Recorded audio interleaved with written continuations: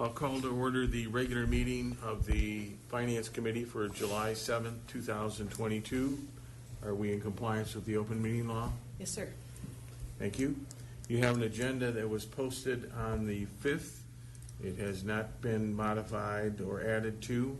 Motion to approve the agenda. Motion by Dorner to approve the agenda as posted for today's meeting. Second. Second by Ebro. Any discussion or comment on the agenda? Any discussion or comment on the agenda? If not, you've heard the motion and the second to adopt the agenda for today's meeting as posted. All in favor signify by saying aye. Aye. Opposed, the same sign. We have an agenda. Item number 3 are the minutes of our June 6, 2022 22 meeting. Move to approve. Moved by McCumber to approve the draft minutes. Second. Second by Flint. Any discussion or comment on the draft minutes? If not, you've heard the motion and the second to approve the draft minutes of our June 2nd, 2022 meeting. All in favor signify by saying aye. Aye. Opposed, the same. Minutes are unanimously approved. Item number 4 is public comment. And I see only committee members and staff in the room. So with no public present, public comment is closed. We move on to communications. Any communications? I have none. Any communications by the committee? Thank you. So let's get on with our business items, Item 6A, consider update to healthcare center capital outlay list to utilize incurred savings. I know that Emma plans to join us by Zoom, so maybe if we come back to that, she should be on any second. Okay. I talked with her this morning. So do I have a motion to lay item number 6A on the table until the healthcare center administrator joins us? Moved by Flint, seconded by Ebro. All in favor signify by saying aye. Aye. Aye. Opposed? 6A is on the table. Item 6B, presentation, possible consideration of vehicle leasing program with Enterprise Fleet. So, right now, Brian, our Corp Counsel, has met and talked with Enterprise about the lease agreement, and we should have one either today or by the end of the week that is acceptable. And right now, we have one department that is truly looking at this to try and cut some cost, as the mileage rate is going up to 62.5 cents. 62.5 cents. But, and this is Human Services. Jessica came down and approached me about it, and she said she has 3 old cars, and then she thinks that she can actually save on the mileage by adding 2 more to her fleet. And she said with that amount of money that she had budgeted for, she would have been able to buy 1 car, and now she would be able to go with 5 new ones to try and reduce the cost of the mileage that she's paying to the employees. And especially with the price of gas right now, so with these higher mileage vehicles, she thinks that she can actually, in the first year, maybe break even. Of course, we don't know where that's going to be, where gas is going to be in a year from now. If we would have known that we were going to be budgeting at around $5 a gallon last year, because that was never a discussion, maybe $3, but never $4.75, $5 a gallon. And I mean, projections are that it's still going to be up around 6 in August, but who knows what's going to happen. So that's the only department that we have that's looking at it right now. Some of the other ones couldn't wait, but she will wait, and then Enterprise will sell them. So that's the update on it. And it will be in the budget process.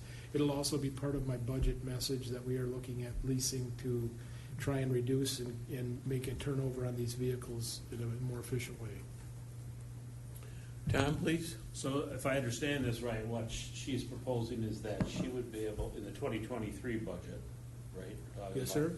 She would be able to lease 5 new vehicles, get rid of older vehicles. 3. and save, or we would spend less money leasing those 5 vehicles in 2023 than we would in paying out mileage to the employees that are.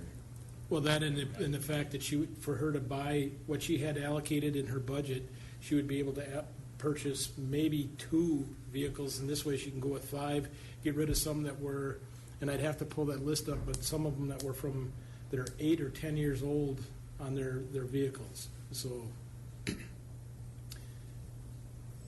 Other questions or comments on Lynn, please? A couple questions. Human Services, what do they use these vehicles for? Sometimes transporting clients, going out to client residents, and right now with some of these vehicles, because they just do not have enough, they're using their own personal vehicles to go out.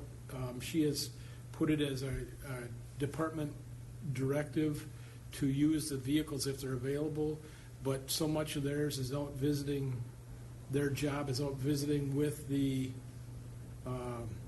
clients. So they're not having oxygen tanks or anything on these things? No. Because the lease agreement says no hazardous materials? No, these are just standard cars, if you will. Okay. The lease vehicles are going to replace people being reimbursed for personal mileage, is that what you said? Yes, because it'll allow them to use the vehicle rather than paying for, what she can pay for 5 vehicles, she would be able to purchase 2 and not get even near what she's going to get from selling 3 of them then. Because she had so much amount budgeted in, is it a capital expense, Lynn? Or You jumped over to the mileage part. did He was I? asking about the mileage reimbursement. Well, but okay, So does she replace, will the leased vehicles replace reimbursement to private? for yes, private and that's what she's trying to get to, is to use more vehicles, fleet vehicles, than paying at the mileage. Okay. Right. Other questions or comments? Before I recognize Tom again, off of Lynn's question, with the committee's permission. So how many individuals does she have or staff that are claiming mileage? Do you know? I don't know, but last year was $120,000 worth of mileage. Was that right? Or was it? No, or was it not? It was 92,000, something like that. Basically, all their subsections of their department are out in the field, between Child Protective, Youth Services. and Adult Protective Services. CCS Community Program. So based on that, is it going to become a, for lack of a better word, accounting or booking nightmare? I would take it that since all these are different pots of money, are they going to need to know the mileage that that is used for Child Protective Services versus some other program? That I don't know. I mean, we had never gotten into that discussion because they just use whatever fleet vehicle is available to them because they have their own specific vehicles. These would not be, I don't know, I mean, that's a question something that I had never even discussed with Jessica or Stephanie, was how they're going to track that. But I would assume they're going to have mileage in, mileage out for Tim uses the car, then Tom uses the car the next day. You would know who it's assigned out to for that purpose, and you could use that mileage to bill back to that program. Okay, thank you. Tom, again, please. Just a quick question on the leasing. Does that include any kind of maintenance contract with these cars that we lease? We can do the maintenance wherever we want to do it, but we're required, they let us know from Enterprise that you have mileage due, you have, and Then do we pay for that over and above our lease payments? I honestly don't remember. I thought it was part of, I don't know. Excuse me if I might. There's really two parties to this leasing contract. There's the lease on the car with one enterprise entity, and there's a maintenance contract with another enterprise entity, and then we get to designate where the maintenance gets done. oh, that's right, yes. And then we do the wear and tear maintenance, and they pay for the Regular, Oil changes and Yeah, we pay for what I call wear and tear, like tires and wiper blades. Yeah, but if it's a transmission, then it's under the. Okay, so a lot of the maintenance, the routine maintenance is basically would be automatically included in the lease of the car? Yes. Okay. Now, Mike, please. No, I believe we're buying the cars, is that correct? No, we're leasing the cars. Understand, but we initially buy them and then basically Enterprise pays us for them? No, sir. That's not the we're- way they do it? No, we're leasing. Many of these cars, when you buy them from the dealers, automatically come with free oil changes every And a lot of them do. I know the ones up in Shawano County, they did, if you bought like the Dodge, I don't remember what the little Dodge was, but the Dodge, it was at roll-offs, and that was included in where we picked up the vehicle, that the main oil, and then they rotated the tires every time you went in to change the oil. That was included in that part of it. The Chevy dealer, we had to make a separate deal with them to go back. My understanding though of this purchase stuff is that we're gonna be still buying through the state, is that correct? Well, No. technically, they're buying through the state. Agreed, but we tell them what we want, and it comes through, correct? Correct. So we're buying them. We're just telling them, here's what we want, get it, correct? In essence. In essence, but we're not, Directly, we're not buying. Right. Okay. But we're using our buying power, and in turn, we could easily look around for some of that stuff, so. yes. Okay, thank We you. can select whoever we want to do the maintenance on that. Any Right. local Right. business, we can go to Federally, or we can go to BMG, or whoever, Koenig, or whoever it is that you want to do that with. Okay, I've thank you. got the lease here. It Lynn? says lessor is the sole legal owner of the vehicle. Right. So, Yeah. Other discussion or comment on item B? Go ahead, please. The analysis that, what's her name is doing? Stephanie? $70? Who's the, Jess? Human Services. you mentioned somebody's name that's the department head here. Jessica? Jessica, thank you. Is her analysis assuming that all of the reimbursed mileage is gonna go away? No. No, she doesn't have a large enough fleet to do that yet. But I mean, if she does that. Her directive is to take a vehicle, use a fleet vehicle right now to cut down on that mileage reimbursement. So that same mileage reimbursement, then what we had talked about, she will apply that towards the vehicle payments, on the lease payments. They're still gonna have some mileage because they just do not have enough fleet vehicles to cover everybody. So, but the discussion that I've had with her is that moving forward, if there's a vehicle available and you don't take it on your choice, you may not get reimbursed on your mileage. I guess I'm happy to not be the person who makes that decision. Well, and it worked wonderfully well. I had an individual that went, put almost 600 miles on going to a conference that was out of state, but there was fleet vehicles available that they could have taken, and we did not reimburse them because they chose not to, pay that. And that's a standout example, but for the day-to-day, I put on 20 miles. But her staff is actually asking for these vehicles because they don't want to take their own, A, at the price of gas right now, and B, people are getting tired of putting mileage on their vehicles, so. I support the program. I think I'm just kind of picking fly specks out of pepper here. Tim, please.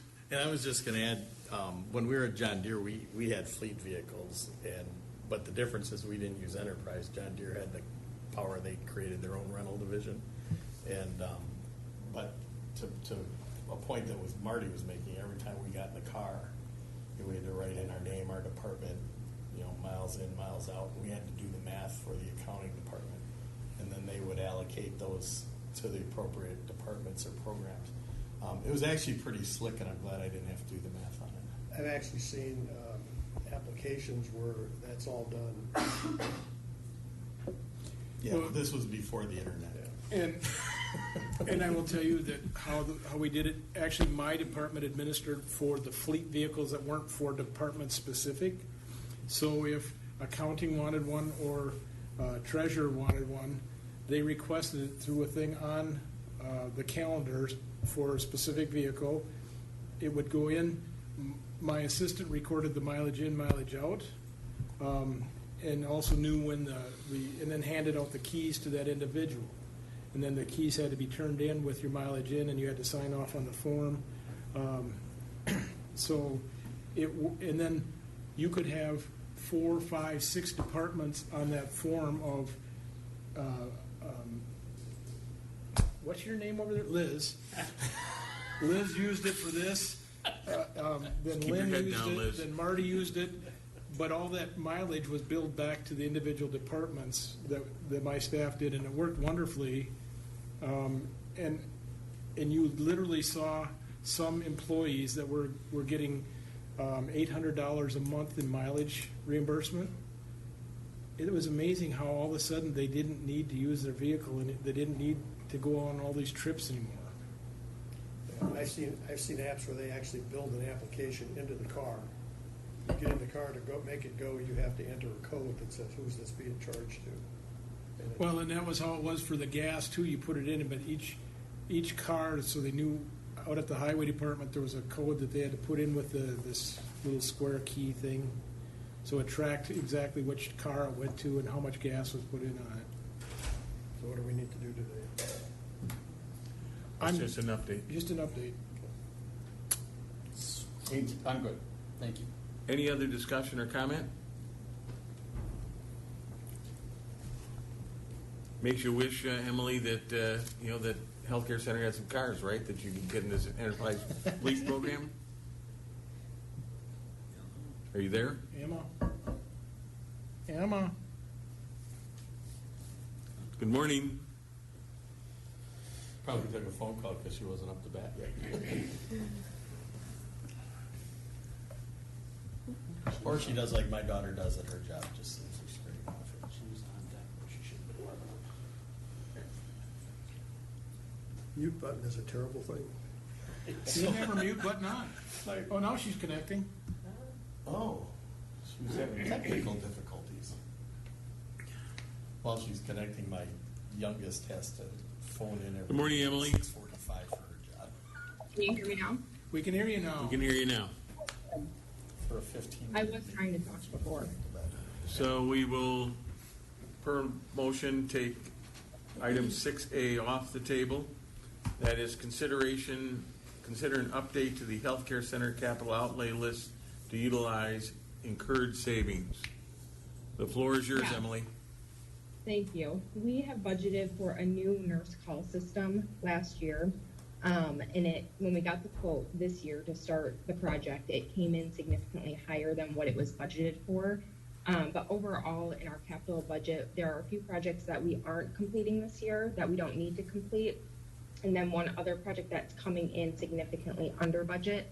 So overall, the capital budget won't be over because we're offsetting by other budgets coming in under or not completing them this year. But the nurse call system is necessary because it's original to the building. And if something were to happen, the company has updated their technology and they would not be able to fix it.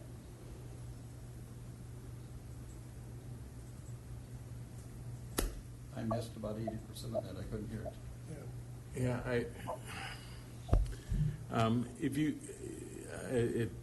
were a little bit hard to understand. I don't know if the glitch is on our end or your end. So if you could basically, summarize, your request, what you're requesting.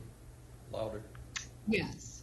So I'm requesting for us to allow or approve us to go over budget in the nurse call project because of the fact that other projects are going to come in under budget and some other capital projects we will not be doing this year. So overall, the capital projects budget will not go over, even if we go over in this nurse call system. Tim? Question, because it just says to consider an update. Under kind of our new policies and procedures, is this something that we have to approve, or is this something administratively you guys can do? This was actually something that we had proposed changing in the policy so that Brent could just authorize it, but you guys said, no, we want to keep that ability very specifically last That was time. a dollar amount, right? Wasn't there a, it was just all, Other questions? Tom? So we're not looking to make a decision on this today, I assume? Or an authorization? Oh, yes, I think so. Yeah. She wants to be able to get on with the project. I mean, it sounds like it's gonna be good because we're actually, it's proposed that we're gonna be spending less money, if I understand this right, than what was in the budget, but it would be nice to have some numbers to look at, just so we kind of knew what was going on. Yeah, so I know what the quote is for. So, for example, our flooring project that we are doing right now, we're estimated to come in at 80,000 under budget. And the nurse call system quote is 16,000 over budget. And then in addition, there's at least one other $20,000 project that we will not complete this year. somebody measured the floor wrong, huh? Yeah. So it looks like even if we approve the changes, we're still to the good, like $84,000. Yep. You good, it's pretty good math there. Yeah, good work. Seems like a I would make a motion, oh, I'm sorry. The projects that are not gonna be completed this year, you're gonna come back for that next year? So the one project so far is our security system, and that one's not urgent, so that is in the 2023 capital, that capital project to be completed. So this is actually a new appropriation from that point, because whatever the cost of that is, you're diverting that to a different purpose, and then next year you'll be in requesting money for that for next year. Is that correct? No. I think I'm understanding you correctly. So the cameras, the security system, that was approved to be in the 2023 capital budgets. So we will not. Understood, but now you're gonna divert that to a different purpose and come back next year for the money for that, so you really gotta, this is a new purpose, because the need for that other project for next year isn't going away. Am I making any sense? Or are the savings from the flooring, Gonna cover that. what going to, is what is Yeah. going to fund the nurse call system? So then Overage. the deferred projects are irrelevant, is that what you're saying? I think so. Okay. Tom again? And the 23,000 that is proposed, or maybe I got that wrong, but the money for the security system that is proposed now to be spent in 2023 actually never was going to be spent in 2022. It was in the 2022 budget, but Okay. we have not used it, and it's not urgently needing to be done.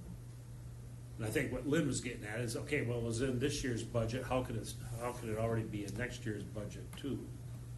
It's in the Right? capital improvements budget. There's a It's in the difference. capital improvements budget. All of these items that Emma is, correct me if I'm wrong, Emily, but all of these items are included in the capital improvement plan that we adopted earlier this month, correct?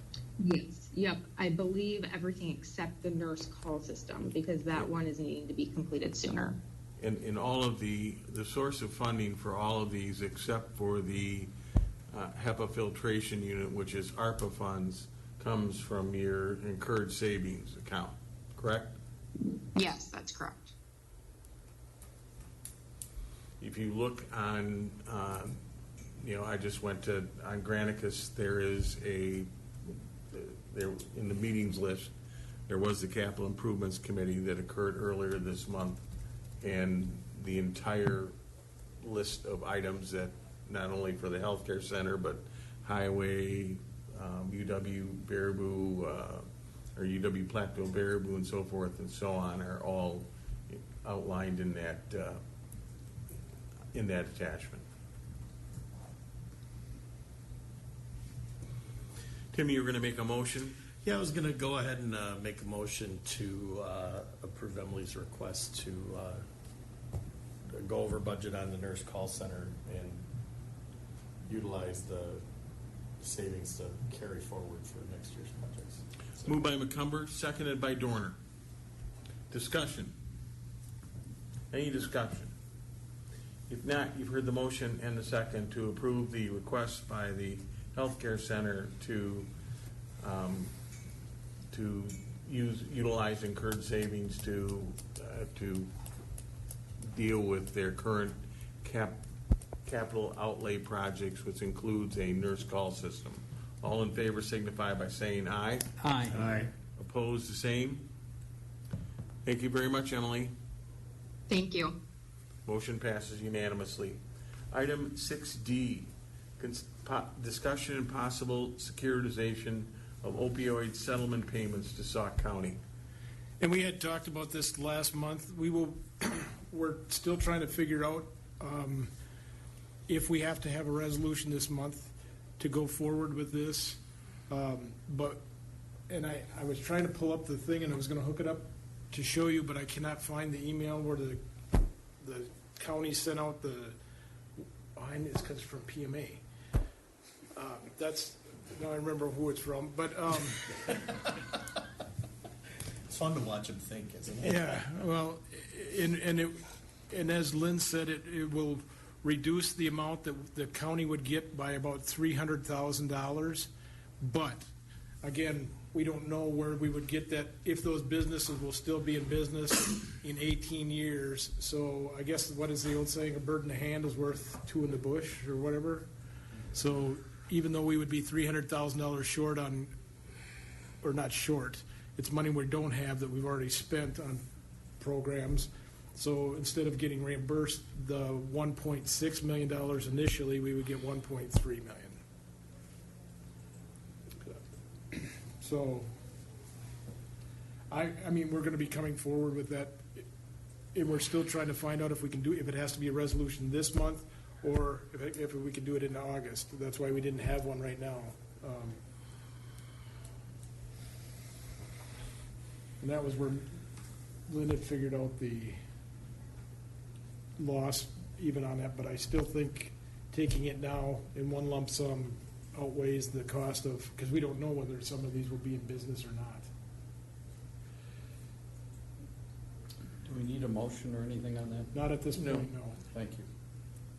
But I'll make the committee aware that, if you're so inclined to want more information, the last of the 3 webinars on that topic are going to be put on by WCA and PMA.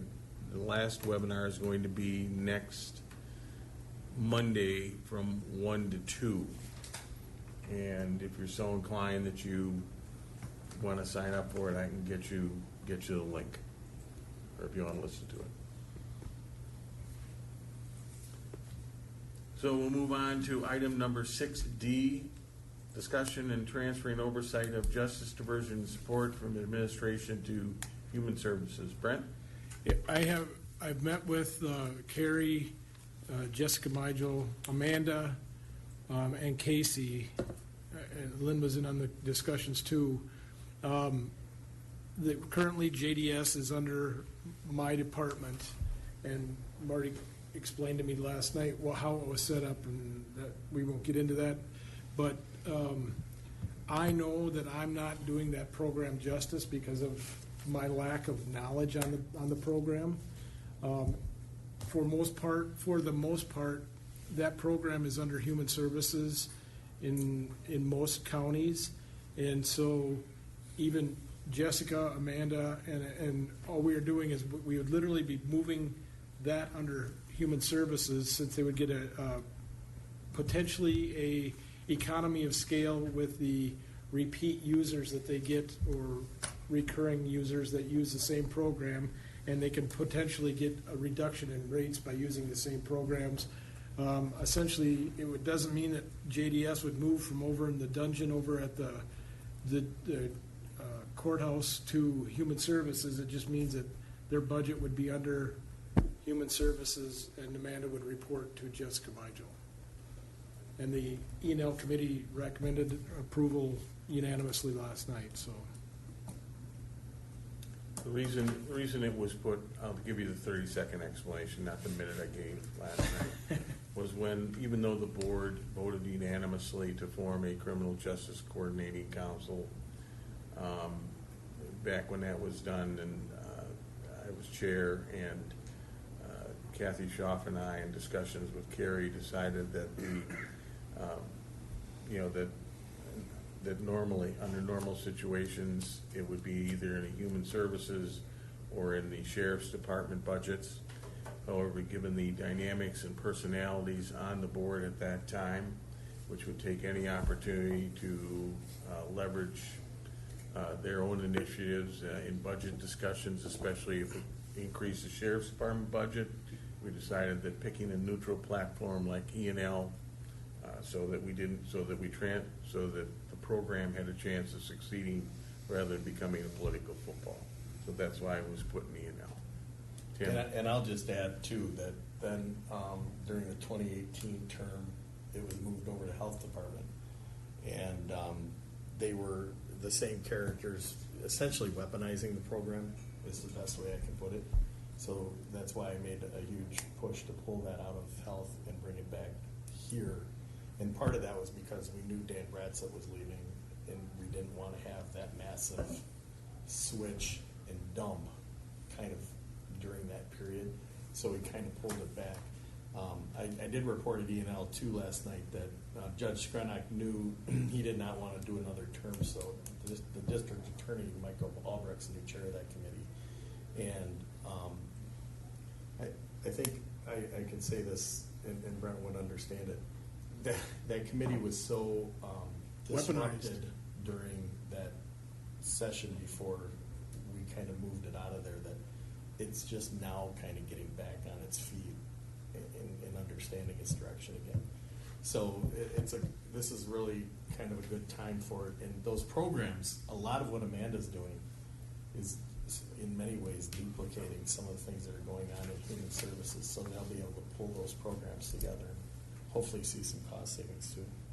Mike, please. Just a quick, this doesn't or won't result in human services needing additional personnel. You've already got that covered. Nope, it's taking it from here and putting it here. Period. Yeah. Thank you. In fact, it actually may give us a chance to use some of the human services personnel that are counselors or the people that, case managers. Managers. Thank you. Even to track billing some of staff. them. Even billing staff. Yes, and billing staff, so. I make a motion that we, We don't need a motion. We don't need a motion to come We're through the not budget gonna have process. No, if we have consensus, they'll push it through the budget process. And you will get a resolution separately with the budget resolution, moving it from one. I was directed by several county board members to do it properly this time. I wasn't here when it happened before, but, so. Other discussion or comment on the possible move by the committee? Otherwise, I take it the consensus is that this is a good time and the right time. Tom? Just a quick question, was there ever any, and there probably was a thought of it, but of it being a supervisor, or taken over by the district attorney's office? He wouldn't take it over. They'll openly admit between the DA's office and even the judge was uncomfortable in his role because they will see these people in front of them, so So they too feel many comfortable. conflict of interest type thing, okay. Any other question or discussion on the matter? If not, we move on to item number 6E, update on the 2023 budget and process. All right, some things that we are looking at right now. Carrie, I, and Lynn and Casey just met talking about health insurance. Right now, we are projecting through quartz an 8.9% increase, which is about $880,000. That will eat up all of our increase and then some. Casey is in the process of going out and shopping it out, and I'm not, because we're still collecting bids on that, I'm not going to give you the numbers on that, and nor do I want to, because I don't want to skew some stuff. But if we can reduce that, we will certainly bring that forward to the county board. One thing that we have, we currently have 13 retirees on the health insurance or county board members. While they pay 100% of their premium, it still does affect our claims that come into the county. And so that has an impact on the overall cost of the premiums for the county as a whole. I believe on the last one, those 13 members were costing the county somewhere around $684,000 to $700,000, I think was the number we had. Am I right, Lynn, on that? Something like that. That adds significantly onto the amount of claims that the county is getting. So somewhere down the road, we may want to say retirees no longer can purchase health insurance. So that's just something to think about. We do have the new position requests. There were 14 new position requests, correct? Some of them are funded entirely by grants. Some of them are moving. One is just actually eliminating one position and moving it to another position that they don't have. One of them will be a parks person as we keep adding to the parks to do the same amount, but they have not increased their staff in the two budgets that I've been here. We've added Mile Bluff, trying to add and increase the Great Sauk State Trail, the work they're doing out at White Mound, if they can, when they finish the horse campground portion of it there, things like that. They just do not have enough staff to maintain all the parks that they have. So that one I have approved. One other thing that we are looking at, I think at the Law Enforcement and Judiciary Committee, and you're on that committee, right, Tom? No, not anymore. Oh, the Sheriff's Department has met what they budgeted for fuel cost for 2022. We are projecting they will be between $60 and $70,000 over budget. We don't have what Human Services is. We don't know what highway is. Obviously, the highway is a different thing where they have their own fuel, but it's going to have an impact across the whole county on stuff like that. Somebody gonna say something? Oh, I'm sorry. Couple things that we are looking at, because we do not have space, is potentially moving UW Extension out to UW Baraboo, where actually they have part of their staff out there right now that was set up by the state.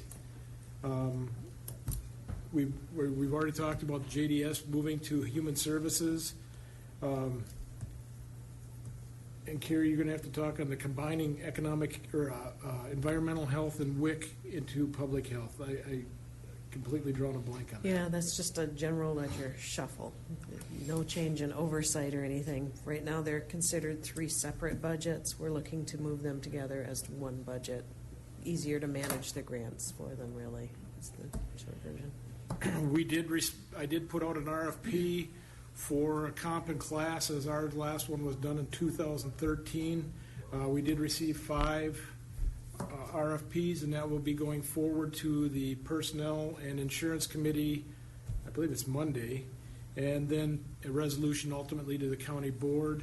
We have budgeted $1.5 million to try and cover that difference right now of what we will see with positions that are classified lower than what the market average is. I'm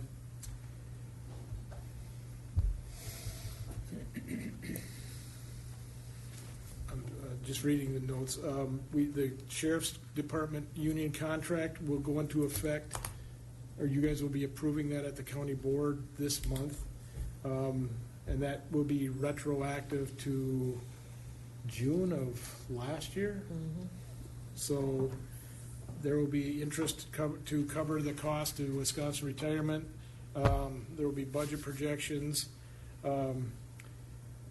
We did make a market adjustment to the healthcare center as we knew right now that our nurses and CNAs, and Mike, you were involved in that, were astronomically underpaid when, I mean, registered nurses with a four-year degree getting paid less than some of the people that work at some of the other public-private entities in the community here.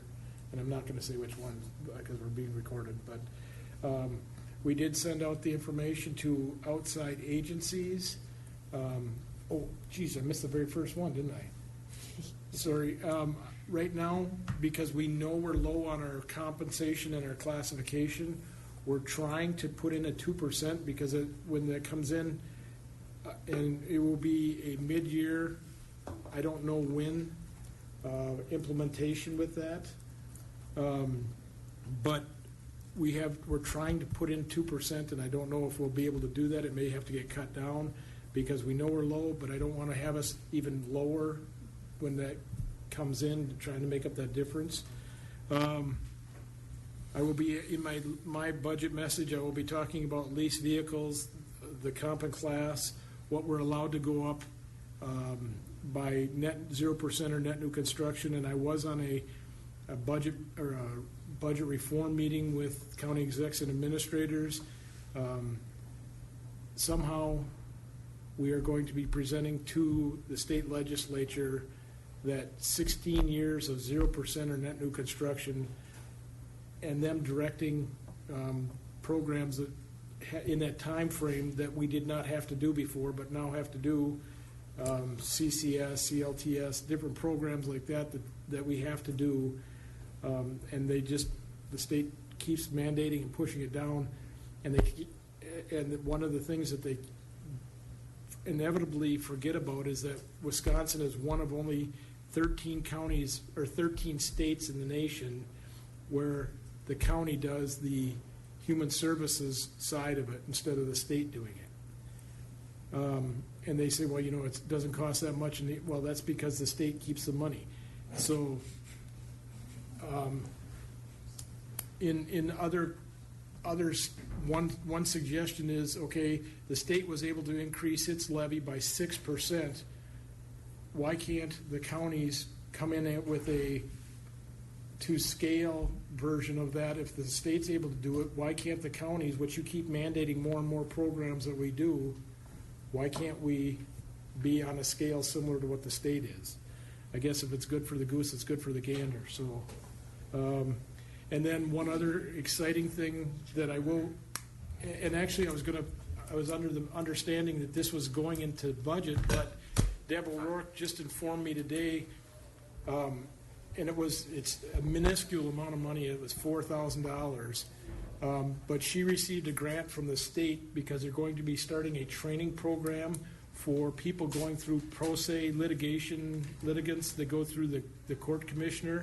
She received, $2,500 in grant, and so I will be actually coming back next month to put that, to give you guys that for $4,000 that she doesn't have in her budget. But the state loves this idea of training or assisting people in doing their own divorces and things like that, rather than having them sit there and having it tie up the court system because they don't know how to. So this $6,500 could be money well spent in a training, developing budgets, or developing videos and things like that would be online. So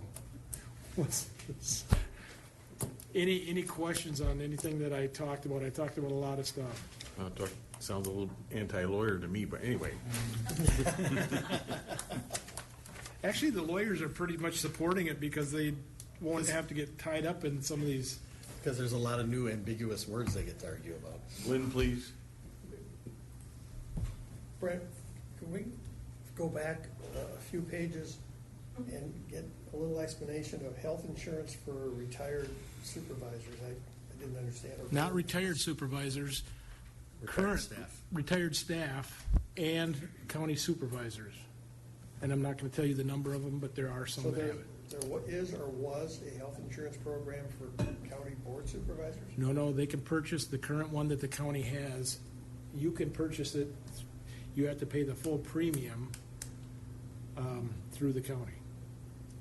you said that was a net expense to the county. It is, it adds on to the claims. Those 13 people, while they pay 100% of their premium, it still goes, the claims that they have, which is about 700,000, still affects the claim that all the counties have. Right now, it takes about 37 to 39 employees to cover the cost of those 13 retirees on what they're, So are we self-insuring and using a health insurance company to administer? no? No, when the insurance company calculates our rates, they use a risk factor, and those employees and those Okay. persons are So, calculated. so basically, it's, Experience, yeah. Experience value. so it's Yeah. basically, it's our employees as a pool is being used. Yes. Claims, so it's essentially self-insured. You No, can't call no, it that. no, it's not, Mathemat- we're not self-insured. In fact, I if, understand that we're not, but mathematically, that's how it works out. Because No. they're generating a premium based on our loss experience. yes, Okay. So but they're doing that at every, Yeah, but it's Lynn being smarter than the rest of us. well, I know that. I mean, that's, sorry. yes, but to your question though, yes. So if I retired tomorrow and I met the requirements under the Wisconsin retirement system, I can then purchase it till I, So we're allowing people to buy insurance, we're allowing a high-risk group to buy into our pool. yes. Correct. Yeah, and not to disclose any information, but part of the problem is we do have people that are intentionally high risk that are opting in because insurance is so much better than getting it on their own. Sure. So it's really pushing our risk factors up. Go ahead, Madam Treasurer. We have to offer COBRA though, correct? But Cobra does not affect our, I mean, it does, but for that one individual, by law, we have to offer Cobra. But the number of people that take it for the entire amount, usually it's a month, 2 months, something like that. Oh, Yeah, If- and if they they- eventually get off the COBRA Yeah. because they get other employment or. thank you. Any other question or comment on the, Carrie, do you have anything else? Any other question or comment from the committee members on the budget and process update? If not, we will move on to item 6F, as the presentation of county financial reports. I bet you guys are glad I'm done talking, aren't you? Yeah, who invited that guy?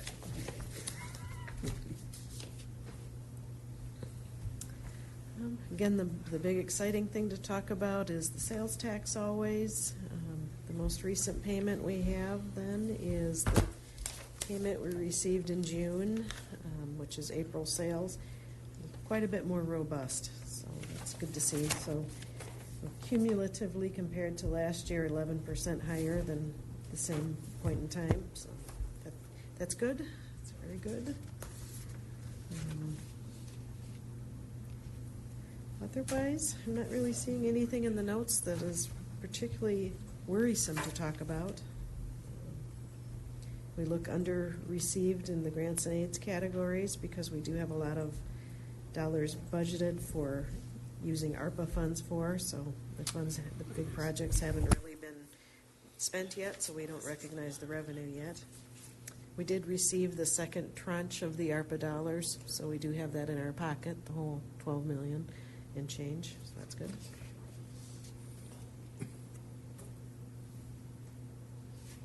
Questions on the financial report for Carrie?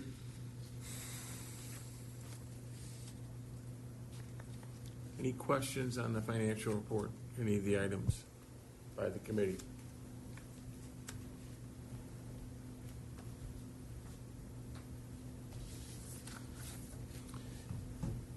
If not, a motion's in order to receive the financial report. Marty, Oh, Tom, please. Thank you. Just going to ask, so all the key indicators that you have, that you always have listed on page one, those are all in order, nothing out of order, out of the ordinary. Go back and find them. Gas. Yeah, that's not really on there, but potentially interest on investments could be a little worrisome. It looks to be on track.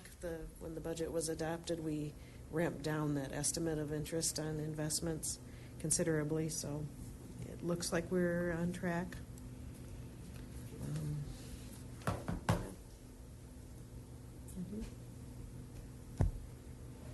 So do I have a motion?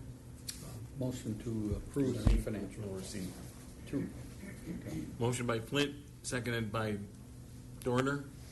Any other discussion or question on the monthly financial report? Not, you've heard the motion, the second to receive the county financial report for the month. All in favor signify by saying aye. Aye. Opposed, the same. Thank you. We move on to item number 7, the Treasurer's Department update. First, A, the monthly report, year-to-date budget report, and investment reports. Good morning. You have my monthly report in front of you. Business as usual in the treasurer's office. We're collecting taxes and foreclosing on properties, so. Tom? Just a question on the first line, working on sale of tax foreclosed property, or 2017 parcels, how many are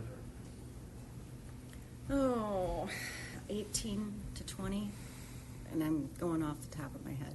Thanks. Yeah, it'd be,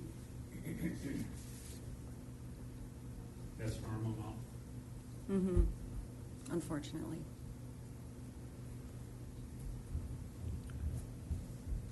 Other questions on the monthly report? Any other questions of the treasurer on the monthly report? Did you buy the roast beef last night? No? Okay.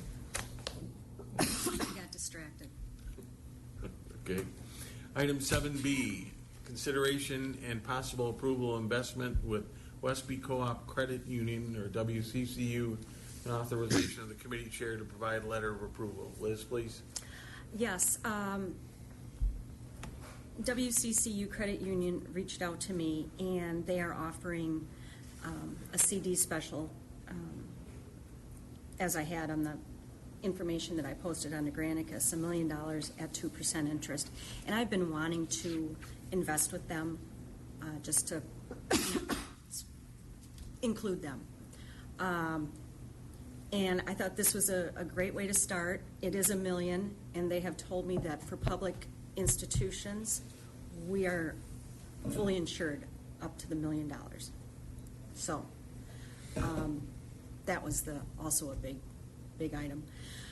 And they needed like every other institution, they need a list of things, and they also needed committee approval, which we also have in our financial policy of accounts to open. So this is merely a formality that next month you'll see it on the investment sheet, and that I'm opening a new account, and that the committee is fine with that. Mr. Chair. Questions, Tim? Well, first of all, I want to apologize to Lynn. I didn't mean that he's being smarter than the rest of us, because he's actually smarter than the rest of us. It was a compliment. But I was just kind of curious, because I know you watch this stuff. Where do you see interest rates kind of, I mean, I'm going to support this, but. I'm going to be blunt. And No, that's fine. I don't understand why we're buying a CD that's paying 2% when we could be buying treasury bills that are paying nearly 3%. And I don't have to worry about insurance. I just bought some one-year treasury bills a couple of weeks ago that were paying 3 1/8%. Really?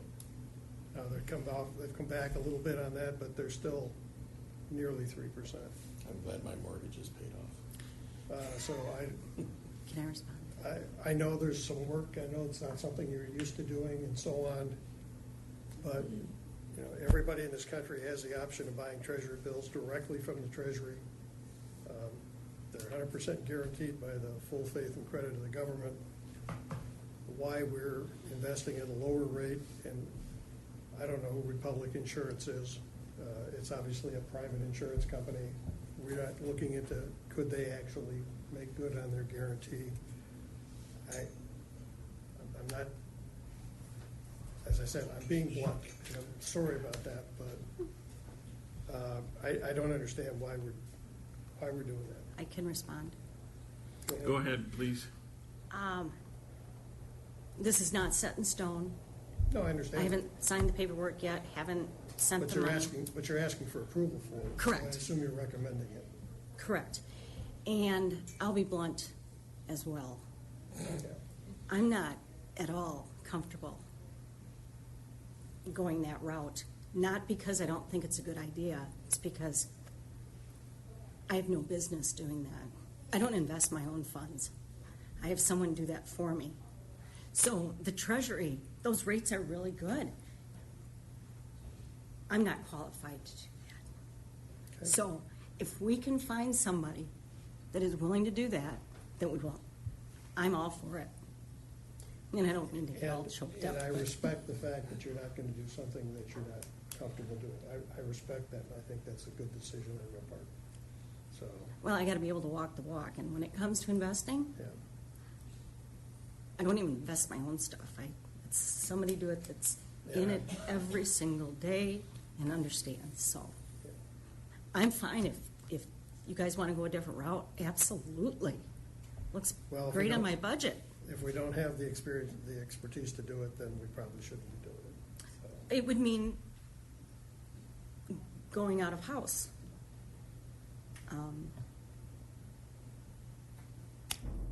I'm just not comfortable, so. And seriously, I respect that. Yeah, thank you. Tom, please. Thank you, Mr. Chair. The Treasury, you call it Treasury bills. What's the, or how long do you have to invest your money? Treasury bills are issued anywhere from 30 days to 1 year. You can have any maturity that you want. And then to kind of follow up on what Liz just said, and this is not being negative at all, it's just me being not knowledgeable. So you say that you can't make those decisions, or you don't invest your own money, you have somebody else do it, like I do. So who makes the decisions, you know, if you go back to the investments report here that has all the lines of data on it, so who's making the decisions there on where to invest that money? Okay, so why are you saying that you don't make? They make the recommendation to us. They come back and say, PMA, correct?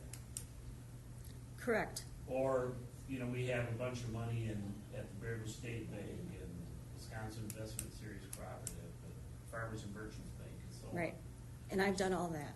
Okay, so why are you saying that you're not qualified to make a decision like what Lynn is suggesting? I'm not at all knowledgeable about Treasury.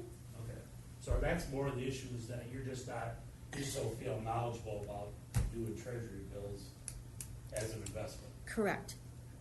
Investing is part of my job description, which I've never been comfortable with.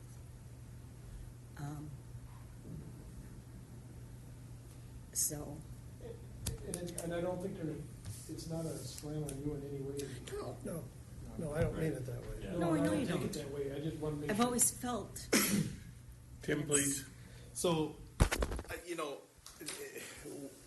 to that end, I mean, I think, you know, when you're doing this is really conservative baseline investing and you're working within your local bank pools, I think for any individual, it's relatively easy for them. But I do agree with Liz, once you kind of step out of that range and you start looking at whether it's treasury notes, mutual funds, other things, it takes a different range of expertise. And so, you know, like maybe somebody like Mike or Lynn or myself who've been in banking, we might be willing to dabble in that on our own without hiring somebody. I think most people are not comfortable doing that, and they prefer to hire an investor. Well, that gets a little tricky too, because how much are you paying the investor to manage your money, and is it offsetting the gains? And so I think the county's always balanced this very conservatively, and I think that's why we're heading kind of in those directions that we are. And that's no knock on Liz at all, because it's been a long-term standing policy of the county as a whole, I think, so. Other discussion on the item. In other words, you couldn't pay me to pay a guy to invest my money. Mike?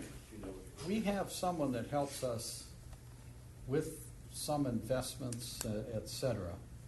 Could they assist in some fashion, some of this investment? Is that anything in their situation? Do they do treasury bills? PMA? Yeah. Yeah, they can. I'm sorry? BMA could. He could. I took my hearing aid out, I can't What? get it wrapped. I think it'd be, at least some of the thought here would be that let's pursue that. Let's see if we can get a little better yield on some of this monies. The nice part about bills, insured by the government, and we can actually sell them if we get in trouble and had to have it. You can turn it out versus if you take it out of a CD, you get penalized normally. All right, to steer us back in the box, we're wandering a little bit from the item here. Well, it's The part of the item, discussion. yeah, I understand that, but the item for consideration is not how to advise the treasurer. It's her request for approval of an investment with WCCU. Well, the treasurer is doing what she's comfortable doing, and she's operating within the bounds of the investment policy that we have for now. So I guess where this goes is maybe somewhere in the future we need to reevaluate that. But for now, she's within the bounds of the investment policy that we've approved. And I guess I move to approve this. Moved by Eberl to approve, seconded by McCumber. Discussion. Any further discussion on the item or on the motion? If not, you've heard the motion and the second to approve an investment with Westby Co-op Credit Union, WCCU, and authorize the committee chair to provide a letter of approval stating such. All in favor signify by saying aye. Aye. Opposed, the same. Motion passes unanimously. Item number 7C, review and approval of invoices. Move to approve the treasurer's invoices of $96,349.13. Moved by McCumber, seconded by Dorner. Any discussion or question on any of the items on the list? If not, you've heard the motion and the second to approve total invoices for the Treasurer's Department in the amount of $196,349.13. All in favor signify by saying aye. Aye. Opposed, the same sign. The motion to approve the invoices passes unanimously. Move on to item number 8, the Accounting Department update.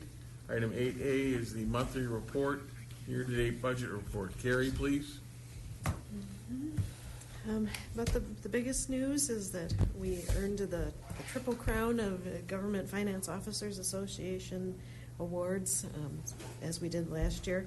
So there are 3 major award programs that it's not just one of those where you write the check and they send you the certificate. There's really stringent requirements of what is in each of the documents, those documents being the budget, the popular annual financial report, and consolidated financial statements. So we just heard over the last month that we had earned all 3 of those awards again, so very proud of that. Yay.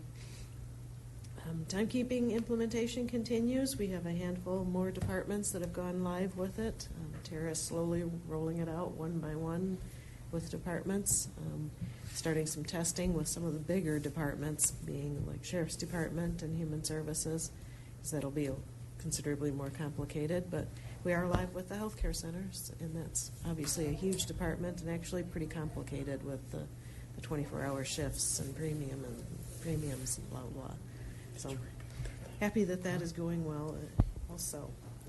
Audit is also progressing. We got the draft of the numbers put together and sent to the auditors, so they're working on that now, and we're obviously on track to meet our deadline of getting the financial statements to the state by July 31st. Questions on Carrie's monthly report by the committee? Any questions? If not, item 8B you have the list of invoices attached on Granicus.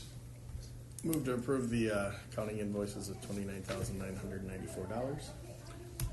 Motion by McCumber, seconded by Flint. Any discussion on the motion to approve the monthly invoices? If not, you've heard the motion and the second to approve the invoices for the accounting department for the month in the total amount of $29,994 even. All in favor signify by saying aye. Aye. Opposed, the same. That motion passes unanimously. Item number 8C, approval of committee payments. So moved. Moved by Dorner to approve the committee payments for the month. Second. Seconded by McCumber. Any discussion on the motion regarding the committee payments? Yes, please, Mike. Have we raised the mileage rate to the new IRS rate, or is that something that requires the committee to do something? Our financial policy says it's automatically indexed to it, so So it was. it will be, yes, it was, I guess, July 1st, to the, rounded down to the nearest whole cent is the way the policy's written, so it'll be 62 cents, not the 62 and a half. Thank you. Any other questions on the motion? If not, you've heard the motion and the second to approve total committee payments in the amount of $12,745.14. All in favor signify by saying aye. Aye. Opposed, the same sign.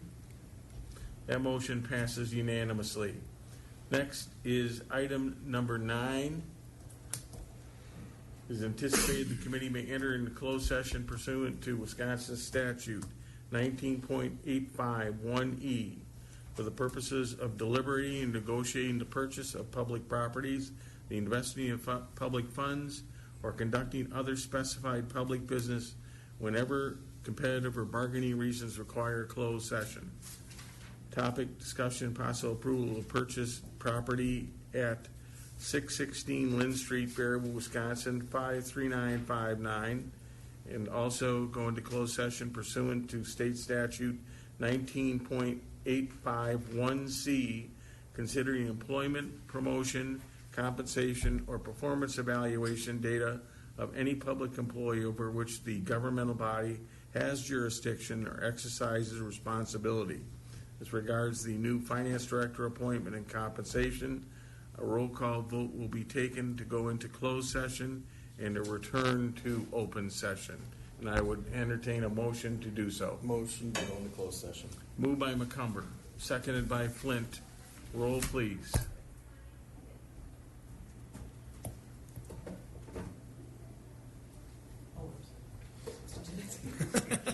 You're looking at me. Mr. Averill? Yes. Mike? Yes. Yes, Yes. Yes. we are in closed session. All right, let me give us a while to make sure that everything shuts down. Yep. We'll take a 5-minute break, please. We will reconvene the meeting at 10:15.